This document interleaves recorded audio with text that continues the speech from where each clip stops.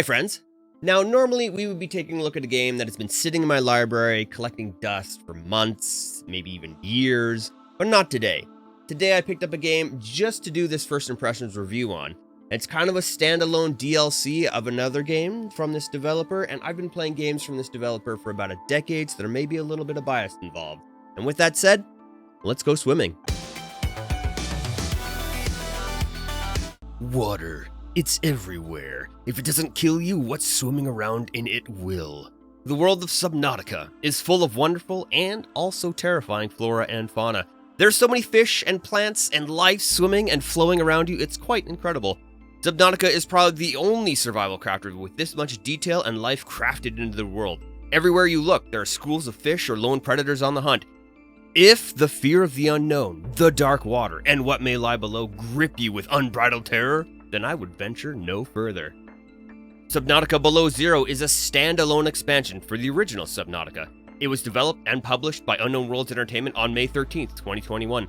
Unknown Worlds is an indie game developer based in San Francisco and comprises of many industry veterans. They released the Half-Life 1 mod Natural Selection to the world in 2002.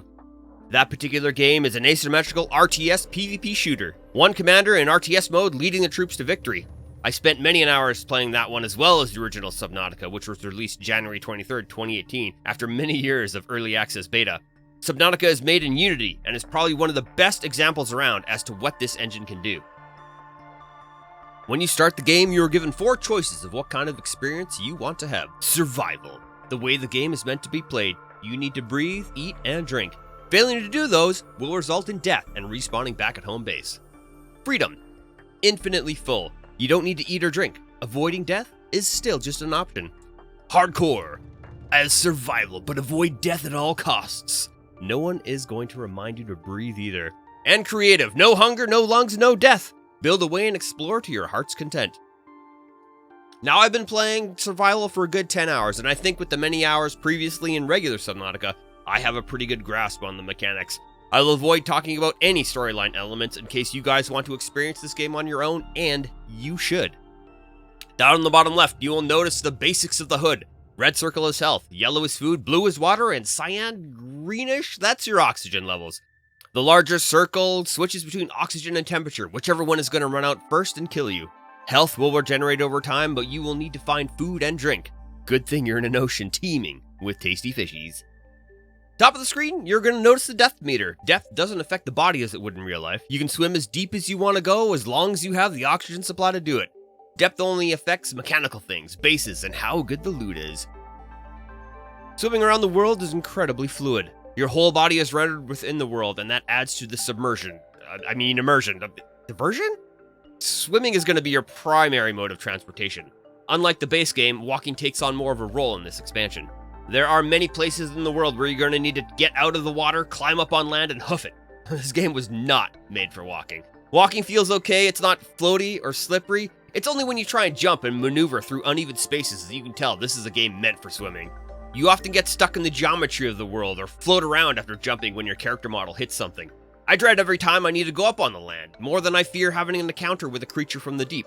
Subnautica Below Zero is as much about survival as it is about crafting. In order to craft, you must craft a Fabricator, the single most satisfying machine in any game.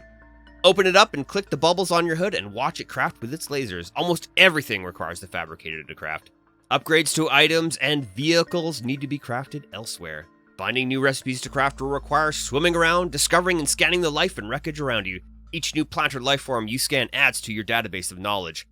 Rocks and nodules scattered about will contain different resources such as titanium, silver, and gold. The lower you go, the rarer the material you will find. There are many biomes scattered around that contain different flora and fauna.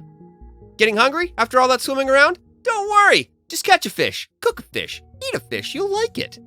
But be careful out there. Some of the fish are also hungry, and you are a neoprene-covered squishy sausage. Oh, did I mention how terrifying it is to be swimming around with some of these monsters? The brute sharks? They can't swallow you whole, but they're sure to nip at your toes. Cryptosuchus? Giant swimming reptiles, and they're more than happy to bite off your arms for a snack. There are also larger creatures out there, but I just don't want to get close enough to scan them to find out what they're called. Pretty sure I'd lose my lower half to the giant red armored shark things swimming beyond the purple vents. After a long day of sewing your lower half back on, you may need to take a break. But where? Crafting a base is simple and easy. Just kidding. It can be quite frustrating. Just like in vanilla Subnautica, you craft your base using a habitat builder. And just like building in vanilla, parts just don't want to snap together the way you want them to snap together.